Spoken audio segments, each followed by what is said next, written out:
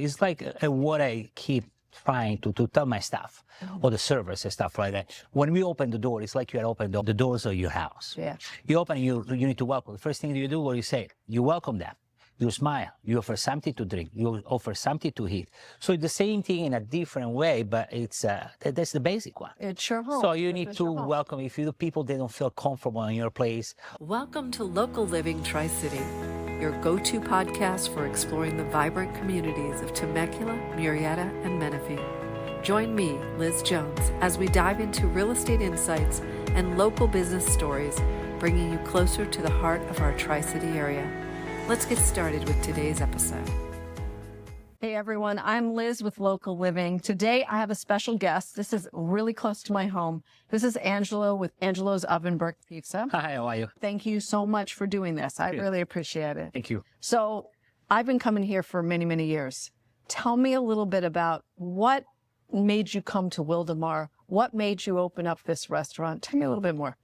All right, so hi everyone. I used to live here in Murrieta. So when I was living here, I saw this plaza. This plaza was being built back, I don't know, probably 2007, 2008, so a long time ago. Yeah, I saw it growing up too. So over the years, I was working in Temecula, so, and then I finally, there was availability in this plaza, I think in 2013, 14, I started to look at it, and finally 2017 it was ready, so that's when we start. I opened the place. So it's only been since 2017? Correct. You've had some great success. You were in your overflow room, so you've been expanding quite a bit. When I first opened, it was just the main room in the other side.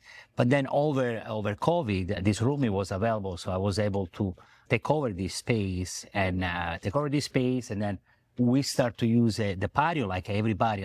That's right. During COVID, patios out there. I started just to have barrels out there. And then in the last year, I was able to have all the permits from the city. So now the patio is permanent. So it was going to stay there That's for a long so time. easy. I've talked to others and they're having a struggle getting those structures permanent. And it's amazing. That was how we lived through COVID. We have that outside. Correct. So we were to do it for whatever we can to the business. So about a van, I was doing a delivery on my own. So going around, try to drop off the food, I try to be busy.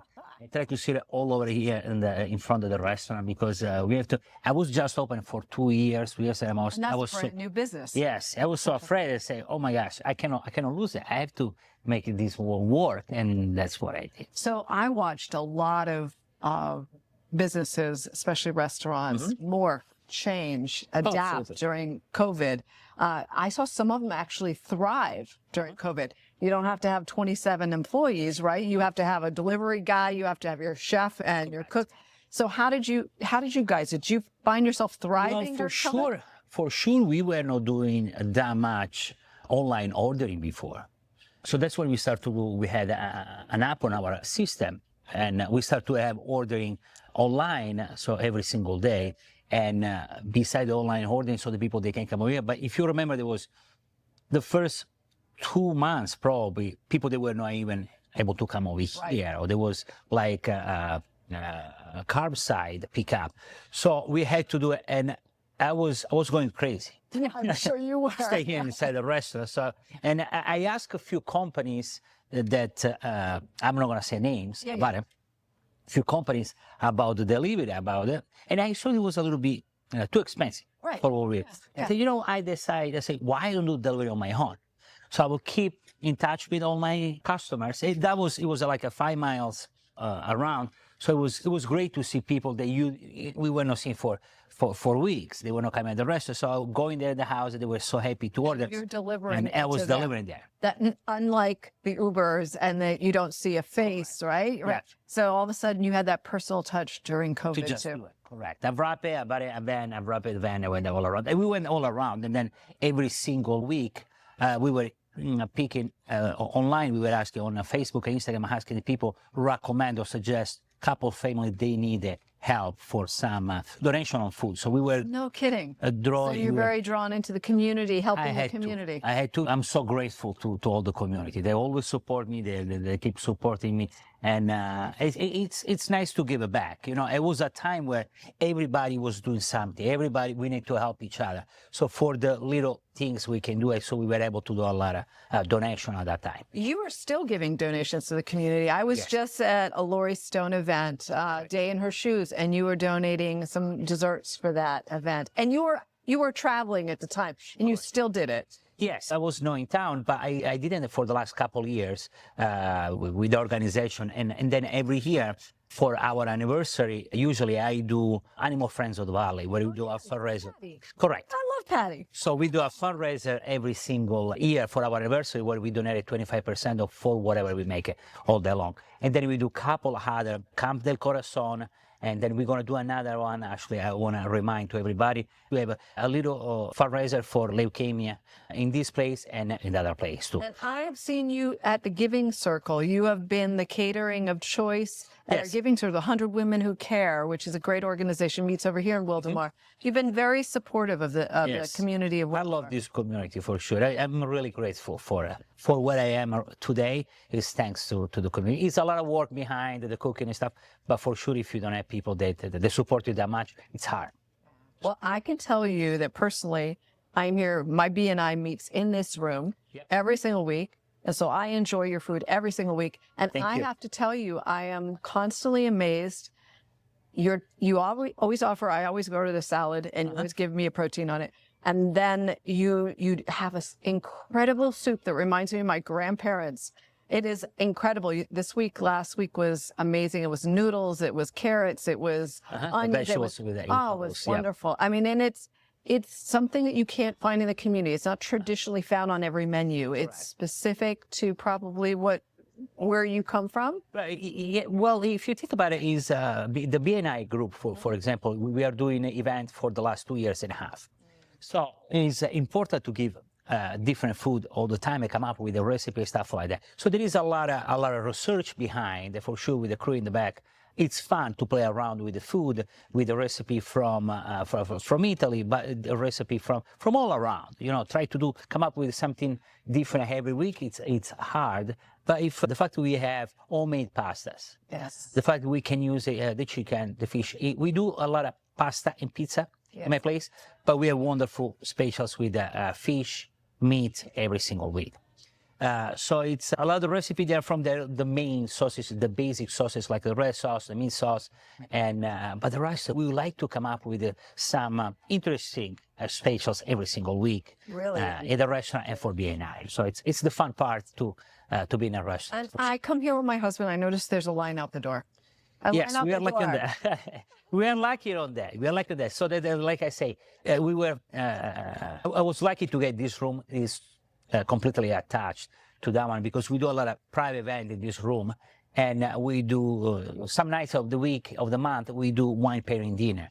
So sometimes the room is all full, 50, 60 people, so we need to use the other small room or the patio outside. Like I say, my food is nice, simple, pasta, pizza, homemade pasta, plus with the addition of the specials, the people we have a lot of regulars. So that's why we come up with every single week with a different food. Otherwise, instead to serve just the same items there on the menu. So we come up, we do specials, we have a line outside. Yes, we have a lot of support. So it's a beautiful thing. It's interesting. Somebody that works with me orders your gluten-free pizza religiously at every BNI. Religiously. Doesn't matter what you have on the menu. They want that. That's actually very good. You have both the cauliflower and gluten-free. Yes, I had to do it because I remember when I first opened, 7 years ago, 8 years ago almost, there was no that big thing, but it was coming up, all the gluten-free, all the cauliflower cross. So I had to adapt that way too, because it's important to try to serve all different kind of people. You know, I didn't have pineapple in my menu. But now if you ask pineapple pizza, I'll do it if I have to do it. So that's awesome. Yep. That's wonderful. Well, is there any time outside of the first couple of years and then COVID hitting that you felt like there was a struggle that you were like, oh, just let me hang on? Well, you know, I want to say struggle. During COVID, it was really hard for so many reasons, like everybody knows. Yeah. It was hard arriving here at the restaurant and check everybody who is sick, who is not sick. And for that time, it was not sick, you have to send her home. Oh. And so start to carry the employees, start to carry here. So I say, oh gosh, how much I can. But we were pretty consistent. God was help us so much because we were not 8, 10 sick all at the same time. So it was pretty good. And people, they were really honest with us when they were not feeling good. But the struggle was probably when we restart, you know. So we didn't know how busy it was. We didn't know how, but we know the people, they were waiting. They were waiting to go out again and stuff. They want to go out again. And what I did, I tried my best to keep my people in the back of the house, all the kitchen staff, to stay here. That is a tough part. Absolutely. Yeah, because you know that you have to hold payroll, but you don't know if you're going to be busy again. Correct. And you have to have servers. Servers must be the hardest part of that because you got to stand around until people show up. Absolutely. And you think about it, the servers, they are the face of the restaurant. Yeah. So if you don't find the good people, a good crew in the front, it's to keep them, because a lot of the servers, clearly they live off the tips. Right. So if we don't have a busy night or a busy day, it's hard to keep people in. Yeah. So that was the hard part, probably restarting again, started the routine again. But struggle, you know, it's like everybody, what I say to my employees, sometimes when I am at home, I say, oh gosh, I don't want to go to work today. I don't feel like to work. Yeah, I'll tell my wife, I say, you know what, I just finished up. But then I open the door here and I say, that's a beautiful thing. Going back in the kitchen, prepare. So what do we have to do? Do the specials, do the special menu for events, or do stuff, what is coming, the wine pairing dinner, what is coming, the Mother's Day. So there is all these beautiful things they every day give us, or give me the motivation to keep going. Smile about it, and it's going to be another great day. You have a very loyal following here at this restaurant. I know that for a fact. I've met several of my colleagues here. We have the BNI here. I've seen some of my neighbors here. You have a very loyal following, and they love you. And I would be short-sighted if I did not mention part of that is you interfacing. Whenever I come into the restaurant, you know, hey Liz, how are you? Thank you. Yeah, you know, and you remember us, and that is hugely important. Whether or not you remember my name or not, you pretend that you are seeing us, and you see us, and it's genuine. Yes, absolutely. It's like what I keep trying to tell my staff, or the servers and stuff like that. When we open the door, it's like you had opened the doors of your house. Yeah. You open, you need to welcome. The first thing you do, what you say, you welcome them. You smile. You offer something to drink. You offer something to eat. So it's the same thing in a different way, but it's that's the basic one. It's your home. So you need to welcome. If you people they don't feel comfortable in your place, what's the point? You know, they have so many other choices probably, but you know, it's growing up like an Italian family is be respectful from the other people. Yeah. I grew up that way. So my dad, my mom, they always told me that be respectful and be grateful with the people. And when they leave, say, thank you, see you next time. And try to remember the name. Yes, you are absolutely right. It's hard to remember the names. Right. The names. But it's I remember the face, I remember the story when we talk on the table because I pay attention to all the people. Yeah. But yes, it's fun. I love it. It's my extended family. Correct. It's a lifestyle. You know, when you live that way, you come here, it's so normal. So I don't have nothing to hide. I go on the table and say, how's everything going? Or explain about my food, or tell about what we cook today. So it's fun. That's beautiful. Thank you. Okay, couple questions. Your menu, your background. Where did you grow up? What part of Italy? Northern, southern Italy? I'm from Sicily. Sicily. I'm from Sicily. Oh, Yes. Sicily. Okay, does your food come from Well, that? there is some dishes there from typical from southern Italy, like the arancini or the homemade sausage that we do here in the house, like a Sicilian style. Then there are some places where we do more from North Italy, like braised meat, and some of the specials that we do, where you see in North Italy, you find big, sometimes we have a big T-bone, or we have like a Florentina. It's more from North Italy. But I always follow my mom, my grandma, how to cook, and then I moved here, working a couple different restaurants here in town. And I was always curious. I always want to know, want to do it. Before I moved, I opened up this place. I went in Vegas. For I don't know, probably 6-7 months, where I had a great friend of mine that helped me to do some internship in a wonderful restaurant up there. So when I was there, I cannot wait to open a place. He said, I want to start I know it's good. I want to do it. I want to do it so bad. So I want to say yes, recipe, some from Italy. But you need to adapt the menu to the area that we have in here because we have local clientele. Correct. You could try to go wild, and then all of a sudden you find that it's not being ordered, so then you end up. And then to change, customize all the way. I try to keep the basic the same, like a traditional, like the homemade pasta, the homemade sausages, and the way we do the meatballs. But it's you need to adapt a little bit. The way, for sure, my pizza is different than any other pizzas around. That was the goal, the fact that we have a wood fire oven around here. And the recipe, sometimes you sell a recipe. I have a couple pizzas, they have like meatballs, pepperoni, sausages. It's great, good looking.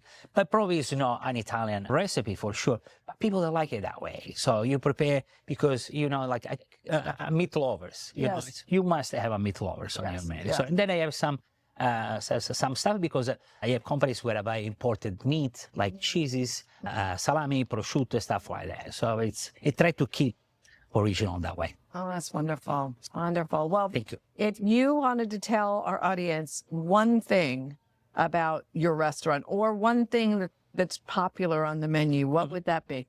Well, for sure, our pasta, the pappardelle, the white, I don't want to say noodles, but I want to say the white pasta that we all made here with a braised short rib, shredded short rib with the shaved Parmesan cheese on top. Our lasagnas, for sure, they're the most popular dishes that we have in our menu. But then, like I say, we do so many other different dishes, like a seafood pasta, whatever the people at the end of the day, they I have also enjoy your salads. I've had your romaine salad. It's beautiful. Your Caesar, it's served so beautifully, and the anchovies, and it is just done so well. And then you have one other salad. It's called the cappuccino, probably. The cappuccino is the butter lettuce salad, or the how you say? You don't say butter lettuce. You say the I will remember before we finish. It's all good. It's all good. So it's that one, and because it has gorgonzola cheese, it has almonds, it has pancetta. So that one is wedge salad. A wedge salad. The wedge salad. That's wedge salad, but I call cappuccino as the butter lettuce salad. Oh, I'm sure that's very popular here. Absolutely, that one for sure. And then our appetizers, for sure, the fried calamari or the homemade sausage appetizer or the arancini, the rice ball that we prepare. For sure, those ones, they are dishes that you don't find easily around. So that's why we try to do it. Awesome. That's awesome. And our next episode, we're going to interview your wife, Faith, who also has a restaurant nearby. Correct. So tell me how the evolution, just briefly, I don't want to steal any thunder from Faith. Tell me about how you were able to morph into 2 restaurants locally. Well, first of all, we had this opportunity to have this little location in the same shopping center. You will see the way she decor inside. It's beautiful. So I won't say anything before you look at it. But the idea was to create something different in this area. Elegant, not a lot of kids, no kids on the place. So it's just for a nice romantic dinner. And then you will see the menu is totally different than here. She'll tell you more about that.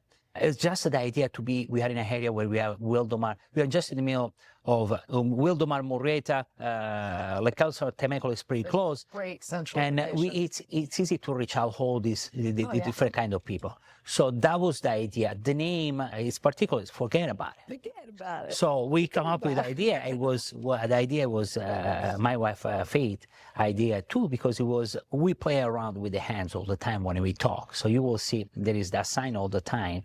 They will say, forget about it.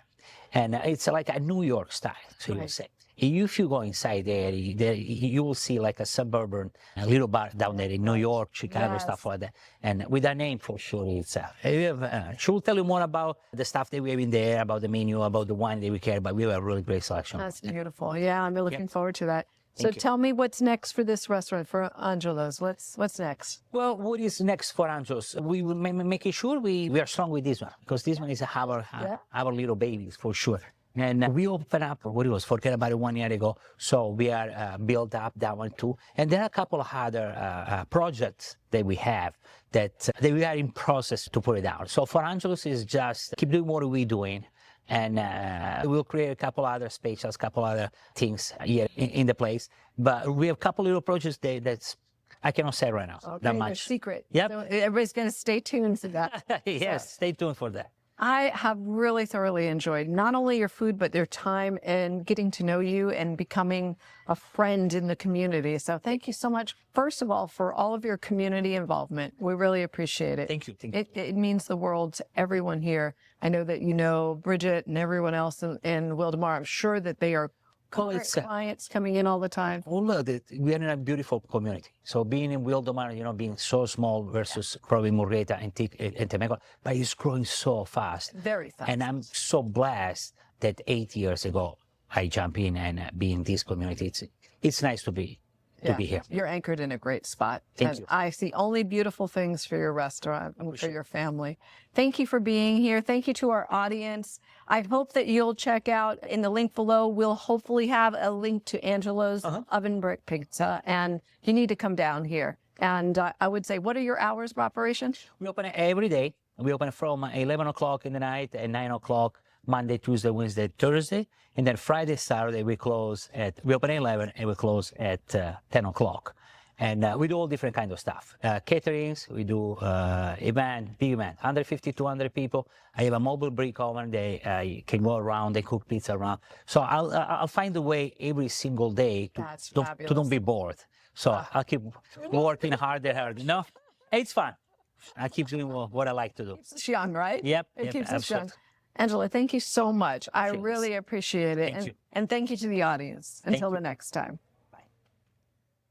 Thank you for listening to Local Living Tri-City. Stay tuned for more insights and stories from Temecula, Murrieta, Menifee, and surrounding areas. Be sure to subscribe, leave a review, and share this episode with a friend that is passionate about the Tri-City area as you are. Goodbye for now, and we'll see you next episode.